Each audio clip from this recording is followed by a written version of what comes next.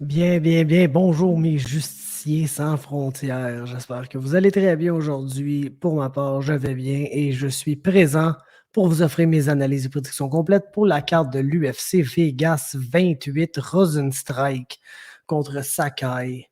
Et je pense pas qu'il y a personne sur la terre qui peut me dire Oh, je suis excessivement excité à l'écoute de ce combat de main event-là.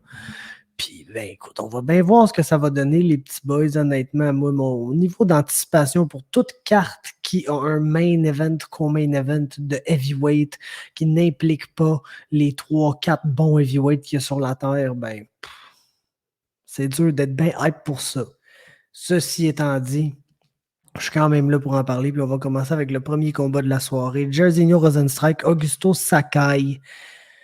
Ah là là là là là. C'est dur de pas être vraiment peu hype pour un combat de Rozenstruik après son dernier combat face à Cyril Gane, qui est un combat où Cyril est resté at range, a donné des petits coups dans les jambes, a jabé en masse et puis est resté mobile. Puis Rozenstruik a littéralement pas essayé de gagner ce combat-là.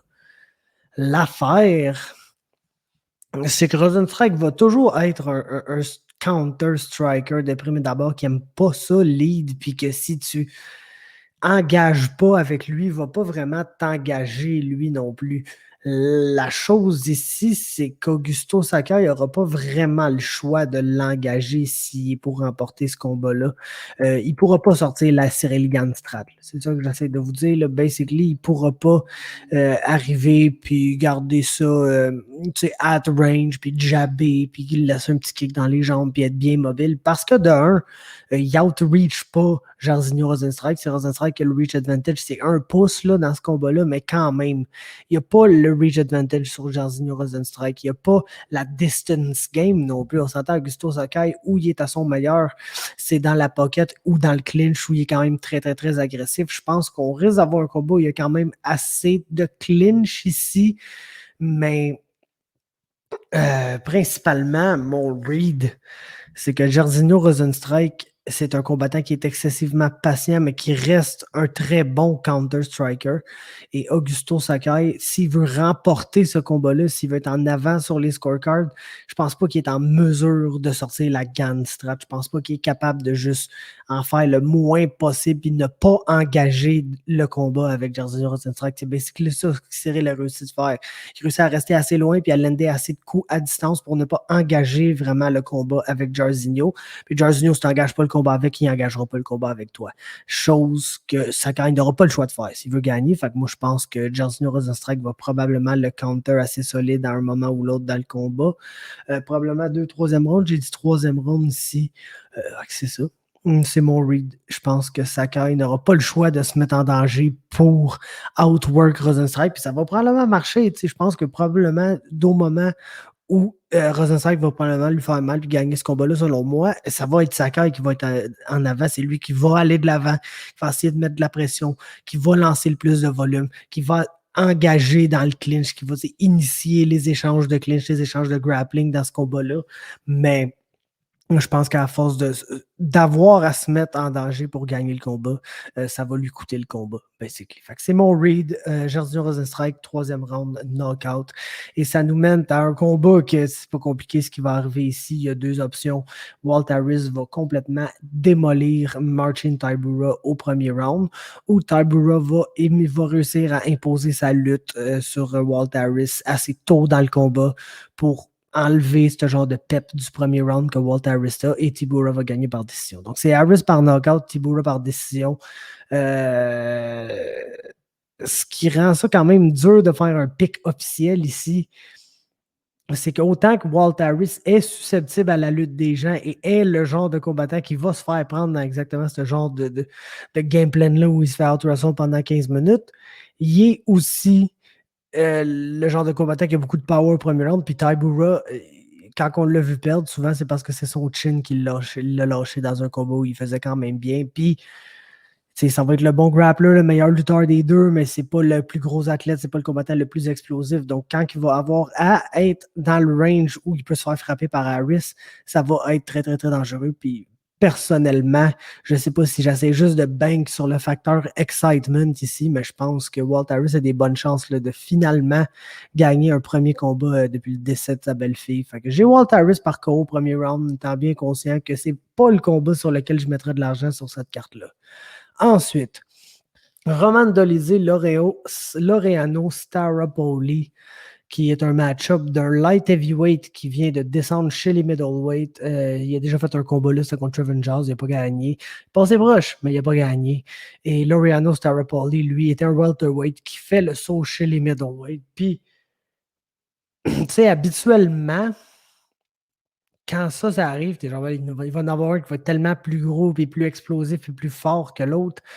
Mais on s'entend qu'il y a clairement une ligne qui divise le MMA. Tu as 170 et en bas, puis tu as 185 et en haut.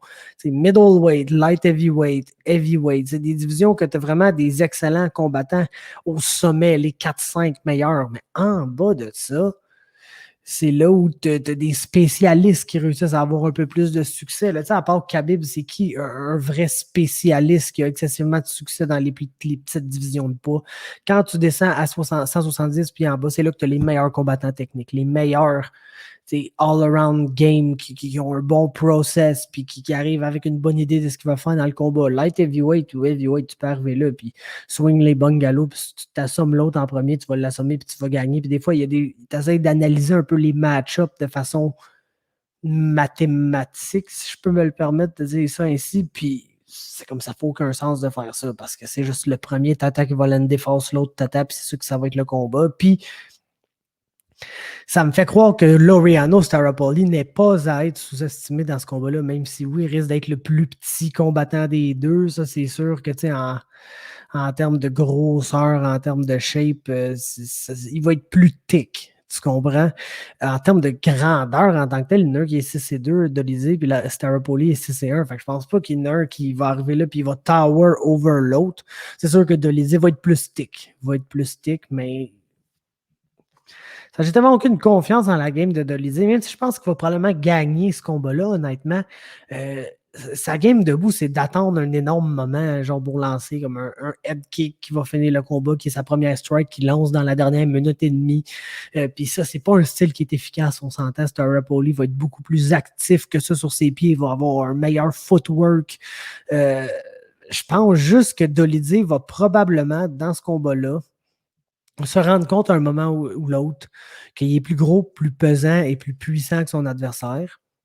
Puis que s'il l'amène au sol, il va avoir moyen de le dominer là. Puis je pense qu'il va réussir à aller chercher un TKO au sol, mais je pense que ce que ça va y prendre pour réaliser que c'est ça que ça y prend pour gagner ce combat-là, ça risque d'être assez long. Puis je pense que ça va nous donner droit à un bon combat entre ça. Mais j'ai Roman Dolidze ici par TKO au deuxième round.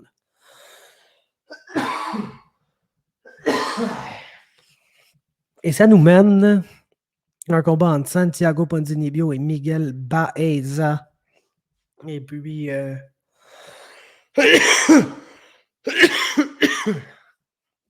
je vois exactement ce que l'UFC veut faire ici. C'est assez clair. Ils veulent prendre le name value de Ponzinibbio et puis le rub sur le jeune Miguel Baeza, qui est un combattant invaincu, toujours 10-0, et qui a eu des belles victoires là, dans l'UFC, notamment sur Matt Brown, qui est un très bon striker qui relativement rapide pour la division, un bon counter-striking, un bon sens aussi de ses combinaisons, puis de quel punch dans sa combinaison, il veut mettre l'emphase dessus. Des fois, tu lances juste un 1-2 pour essayer que ton hook passe bien solidement ensuite. Puis, il a un bon sens de tu sais quel punch qui est supposé lander avec le plus de power pendant sa combinaison. Puis il est vraiment bon pour passer ce punch-là pour faire mal à son adversaire.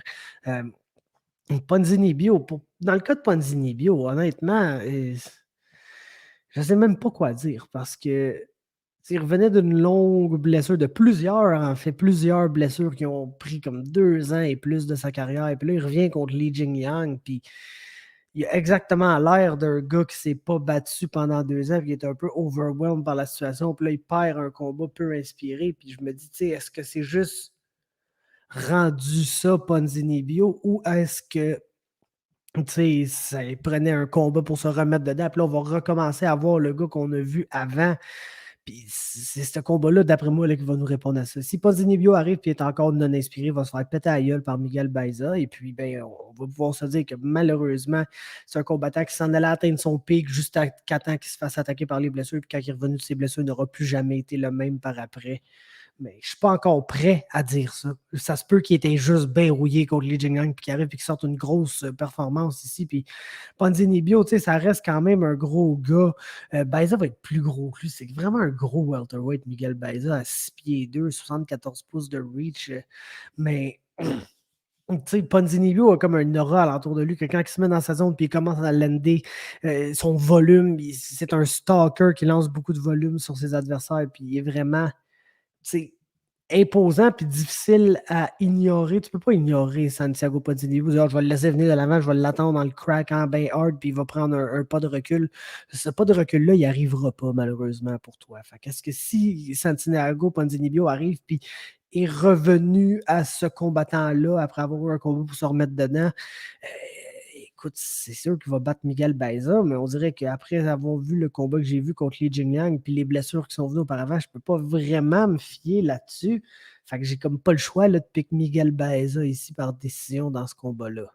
Ensuite, Dusko Todorovic, Grégory Rodriguez.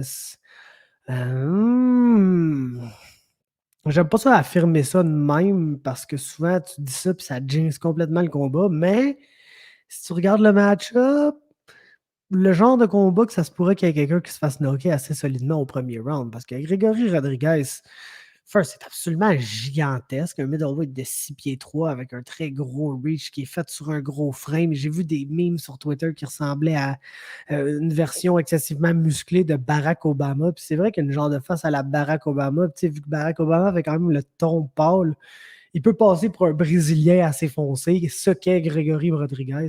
Mais bref, va essayer de lander des grosses mains sur Dusko Todorovic qui est exactement là pour ça. Puis c'est pour ça que je trouve que c'est un combat très intéressant parce que Todorovic est arrivé avec beaucoup de hype, a eu une belle première performance dans l'UFC. Puis là, il a affronté Puna Eli Soriano. Puis s'est fait dropper 4-5 fois, s'est fait complètement ridiculiser, finir dans ce combat-là. Puis pour un prospect que c'est sa première défaite en carrière qui est autant brutale, autant décisive, j'ai hâte de voir comment il va rebondir de ça.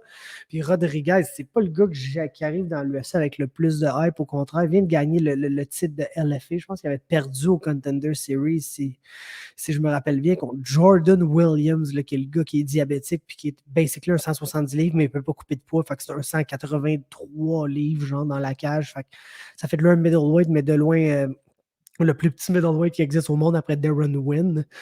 Mais ceci étant dit, pour vrai, j'ai tendance à favoriser Todorovic parce que oui, il n'a pas bien paru contre Soriano. L'affaire, c'est que j'ai toujours un peu underestimé Soriano à date dans sa run UFC. Puis pas mal à tous ses combats, il est arrivé et il a complètement melté quelqu'un au premier round avec son power. Donc, est-ce que je peux vraiment mettre ça comme un gros knock sur Todorovic ou il est juste arrivé à Todorovic la même affaire qui est arrivé à tous les autres? Mais c'est sûr qu'il se tient quand même le menton. Il y a des genres de mauvais plis qu'il a développés sur la scène régionale où il était très dominant, là, la scène régionale serbe où il a eu la majorité de ses victoires avant de gagner contre Teddy H au Contender Series puis son premier combat dans l'UFC par la suite.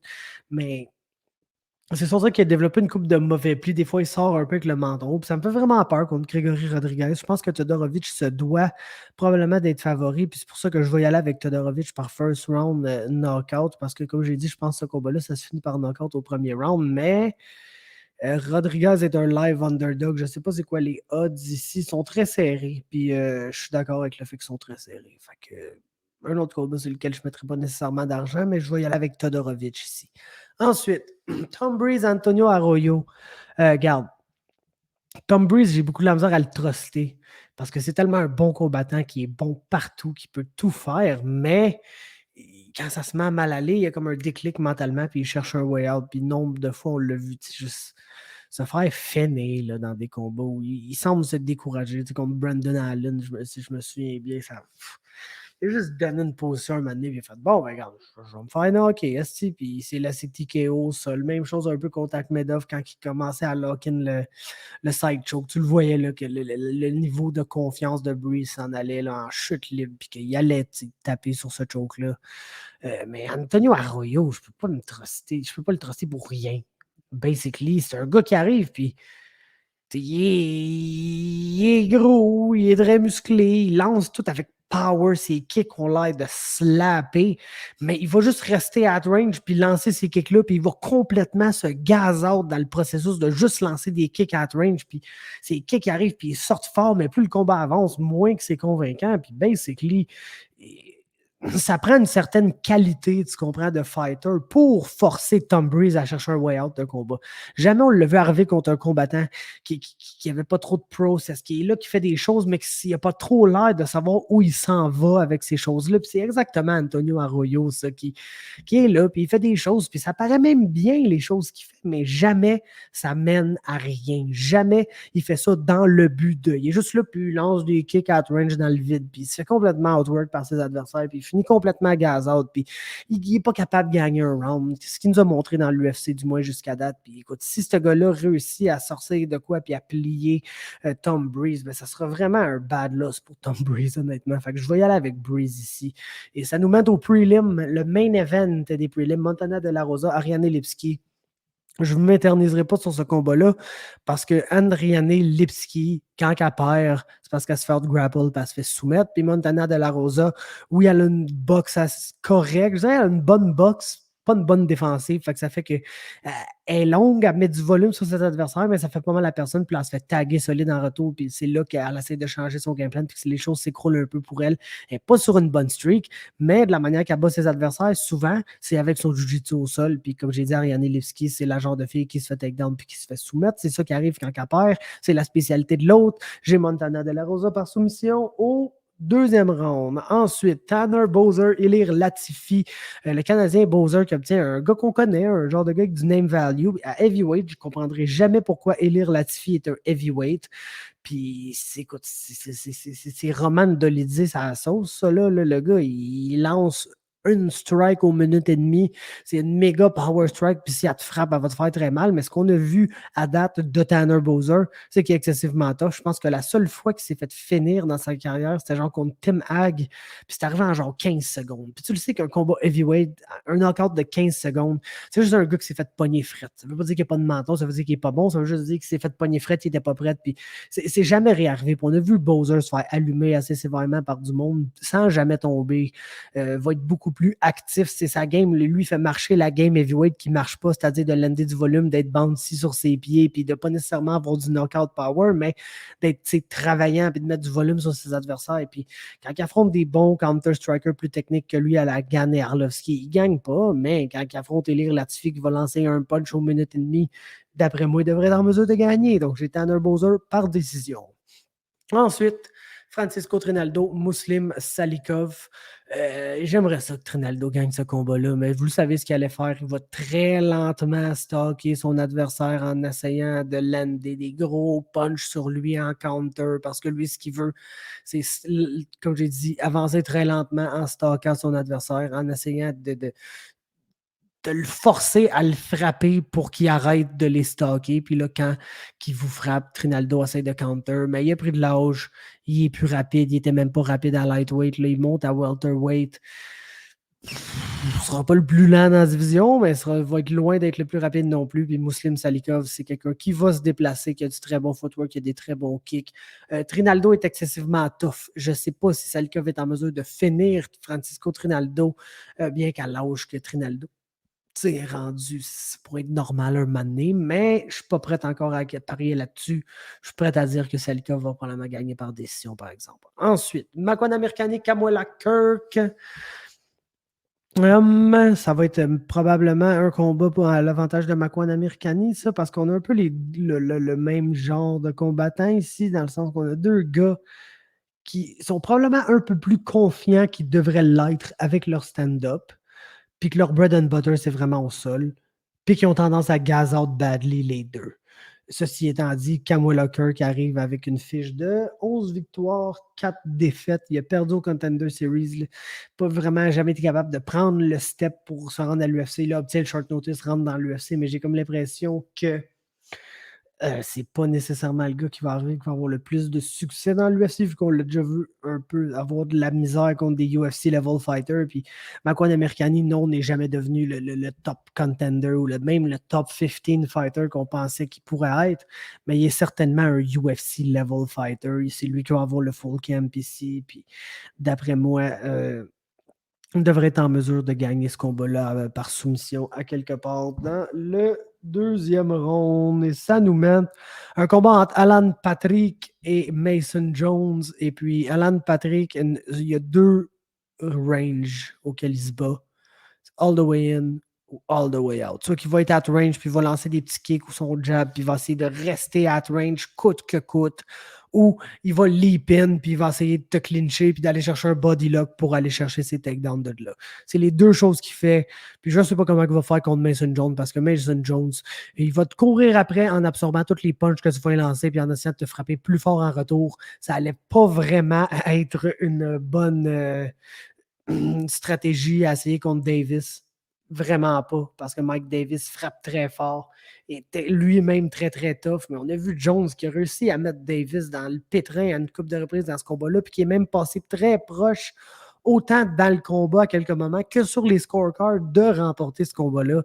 Donc, je pense pas qu'Alan Patrick, qui, justement, un style plus neutralisateur, un style plus contrôlant, ou ça, il va être très loin à range où il ne peut pas se faire frapper, ou il va être all the way in où il ne peut pas se faire frapper, puis là, il va avoir un esti de madman qui va courir après, défendre toutes ses punches avec sa tête, puis lancer des combinaisons de 34 punches en retour. Donc, je pense un combat qui est 100% à l'avantage du chum Mason Jones ici. Puis je ne sais pas s'il peut vraiment avoir un finish. Parce que, honnêtement, Alan Patrick est très tough, là, puis on l'a rarement vu se faire finir. On l'a vu perdre, mais on l'a rarement vu se faire finir ici.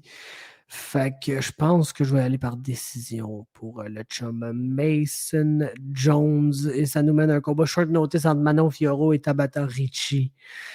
Puis Manon Fiorot va être décollé sa gueule. Tabata Ricci, c'est une submission fighter. C'est une spécialiste du jiu-jitsu brésilien, une très bonne spécialiste du jiu-jitsu brésilien, même, je vous dirais.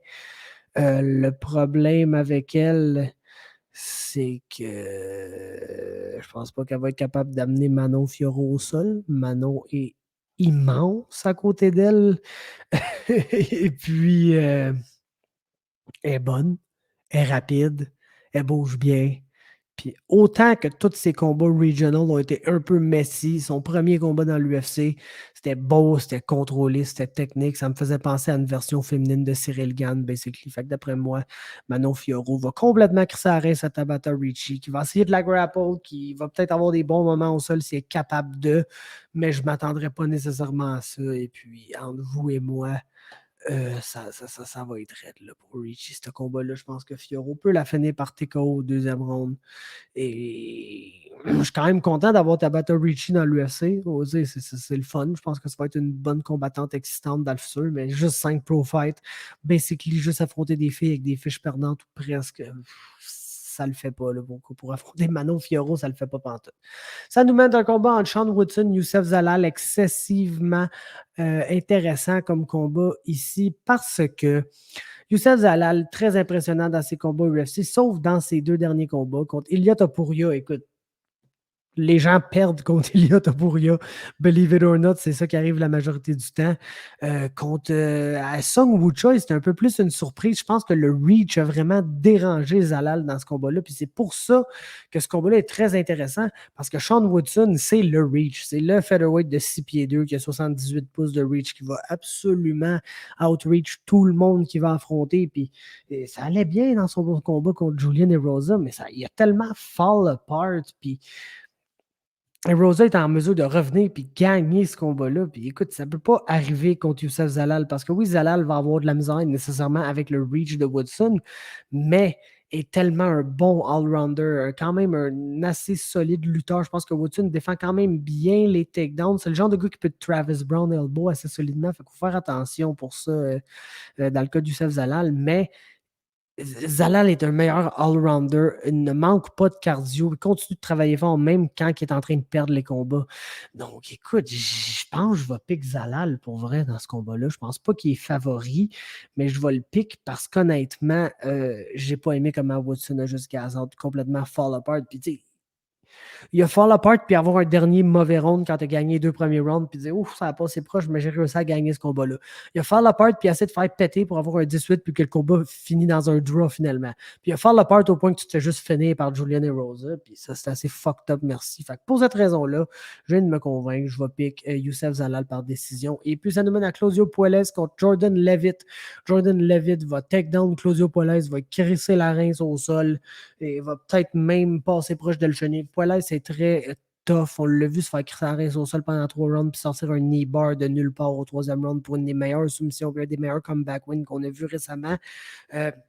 Récemment, c'est 3-4 ans de ça, là, parce que je pense que Puelles, ça doit faire un bon 2 ans qu'il ne s'est pas battu. Du moins, je me rappelle même pas de la dernière fois que je l'ai vu. C'était pas en 2020. Ça, j'en suis convaincu. On ne l'a pas vu pendant le COVID time encore. So, Levitt a un combat qui devrait être assez simple pour lui ici. S'il peut rester calme, ne pas faire de moves stupides, ne pas donner ses bras, donner ses jambes, rester, aller chercher une bonne half-guard avant de laisser aller son ground and pound, des choses comme ça. Mais je pense que c'est un combattant assez intelligent en général. Fait que j'ai confiance qu'il va faire ça. Donc, j'ai Jordan Levitt par décision et c'est ce qui va conclure mes analyses et prédictions complètes pour la carte de l'UFC Vegas 28 Rozenstruik contre Sakai.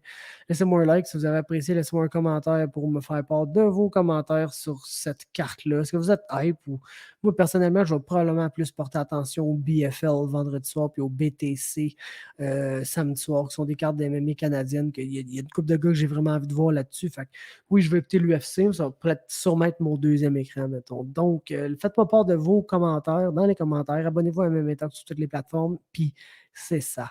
Ciao, ciao.